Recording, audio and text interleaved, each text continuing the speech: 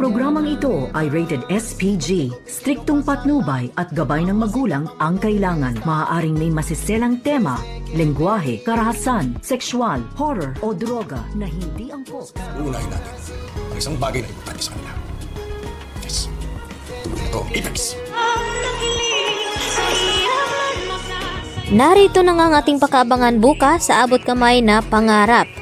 Lumabas na nga ang tunay na motibo dito ni Eric at itong si Giselle. Dahil nagkamali nga itong si Giselle sa kanyang desisyon na ipinasok niya ang kanyang anak na si Justin at lalong-lalo na itong si Eric. Dito naman na pag-usapan nila ni Eric at itong si Justin ang kanilang mga plano tungkol na pababagsakin nga nila itong Apex at kukunin ang lahat dahil yun daw ang mahalagang bagay na narito kay Giselle at sa mga tanyag. Kaya ito na nga ang kanilang plano at tamang-tama nga itong hinala ni RJ na hindi dapat nabibigyan ng posisyon na mataas itong si Eric dahil hindi nga nila ito nakilalang lubusan, lalong-lalo na ito nga anak ni Giselle. Kung yun ba talaga ay nalaso na ni Eric dahil sobrang na brainwash na nga ni Eric itong si Justin na magalit ng husto dito kay Giselle. At kahit kailan at kahit anong gawin daw dito ni Giselle ay hindi nga daw mapapatawad ni Justin.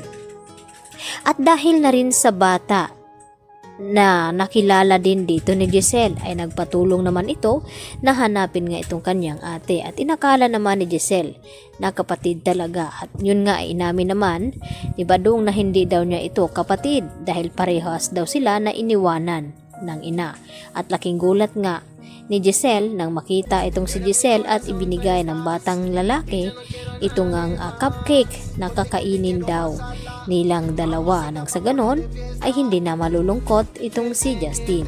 At nagulat si Justin dahil binili pala ito ni Giselle na sinasabi ng batang ito na mama na nga daw nilang dalawa itong si Giselle. Subalit nasaktan si Giselle nang sabihin dito ni Justin na wag daw ipokrita dahil hindi nga daw niya ito matatanggap bilang ina. Kaya agad naman na iniwanan ni Justin itong si Giselle. Samantala, hinamo naman ang challenge ni Doc Carlos Benitez itong si Annalyn kung mapapatunayan daw niya sa kanyang sarili na makakaya niya itong ibibigay na task ni Carlos sa kanya. At laking gulat nga dito ni Carlos nang tanggapin dito ni Annalyn ang nasabing challenge dahil hindi daw siya magpapatalo at gustong-gusto ni Annalyn na makuha itong slot at mapatunayan dito kay Doc Carlos na hindi siya kawalan. At dito naman na nakilala ang bagong panauhin na papasok at walang iba kundi ito ngang si Pokwang at may isa pa siyang kasama na kung ano ba daw ang ipapagawa ni Carlos dito nga sa kanila. At dito naman na nalulungkot itong si Lynette dahil hindi na nga daw siya nakakalabas ng bahay at dinalaw naman siya dito ni Aling Susan at ni Diyosa. Dapat daw ay mamasyal ang mga ito nang sa ganon ay maaliw-aliw naman daw itong si Lynette. At ang gusto ni Lynette na ipagpaalam pa ito kay Carlos.